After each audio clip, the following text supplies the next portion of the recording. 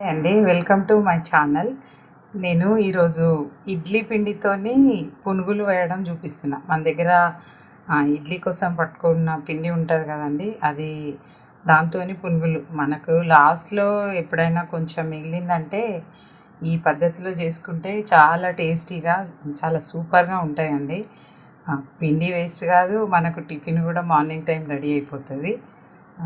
దీనికి అల్లం చట్నీ, నేనైతే అల్లం చట్నీ పెట్టిన, ఇలా ఉంటుంది, చాలా బాగా వస్తుందండి. ఎక్కువ ఆయిల్ కూడా పట్టుకోదండి.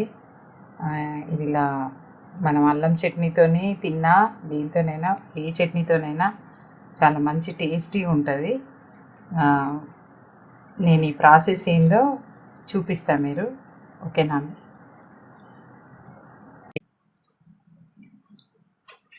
ఇది ఇడ్లీ పిండి అండి, మనం ఇడ్లీ కోసం రెడీ చేసుకుంటాం కదా అది. అందులో ఒక ఉల్లిగడ్డ చిన్నగా కట్ చేసుకొని పెట్టుకున్నాను.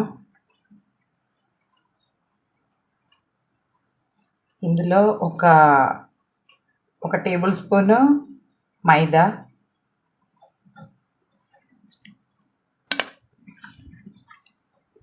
రెండు టేబుల్ స్పూన్ల బియ్యం పిండి,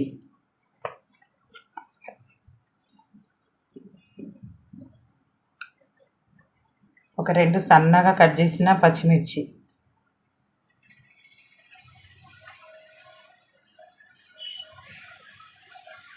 ఒక క్యారెట్ ఇట్లా సన్నగా కట్ చేసుకోవాలి, క్యారెట్ కూడా, కరివేపాకు,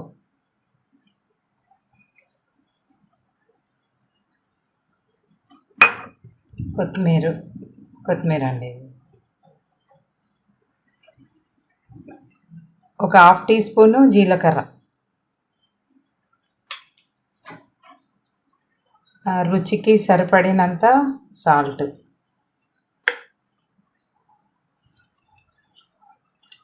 ఇవన్నీ కూడా మిక్స్ చేసుకోవాలి. మిక్స్ చేసుకొని చిన్నగా పునుగులు వేసుకుందాము.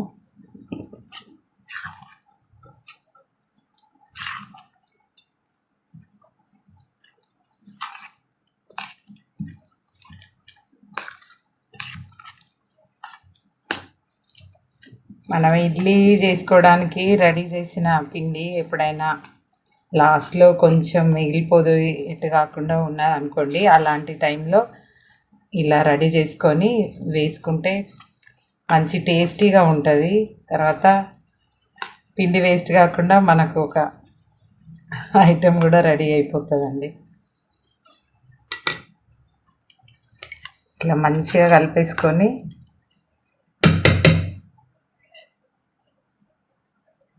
చిన్న చిన్న పునుగులు వేసే విధంగా రెడీ చేసుకోవాలి ఈ పిండిని.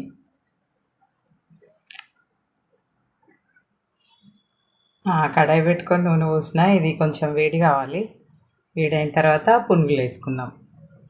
నేను తీసుకున్న ఇడ్లీ పిండి ఒక 2 కప్స్ వరకు అవుతుందండి. నేను దానికి సరిపడే అట్లాంటి కొలతలు వేసిన. మీ దగ్గర ఇంకెక్కువన్నా తక్కువన్నా మీరు చూసుకొని వేసుకోండి. నూనె వేడైంది,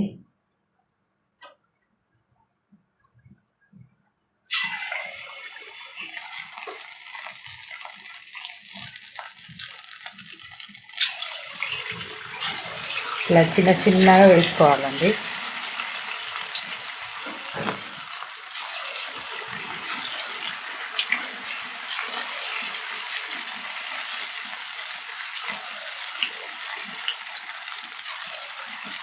మనకి నూనె మూకుల్లో ఎన్ని పట్టగలిగితే అన్నీ వేసుకోవాలి. కొంచెం ఇలా వేసేసుకున్నాం కదా, ఇది కొంచెం స్టవ్ను మీడియంలో పెట్టుకొని కొంచెం స్లోగా కాల్చుకోవాలి. కదిలిస్తూనే ఉండాలండి, లేదంటే ఒక పక్క మాడిపోయి ఒక పక్క సరిగా కాలకుండా ఉంటుంది. ఫుల్ మంట పెట్టుకోకండి, ఫాస్ట్గా అయిపోయి లోపల ఉడకకుండా ఉంటుంది మళ్ళీ. అందుకని కొంచెం మీడియం పెట్టుకొని స్టవ్ నిదానంగా కాల్చుకోండి.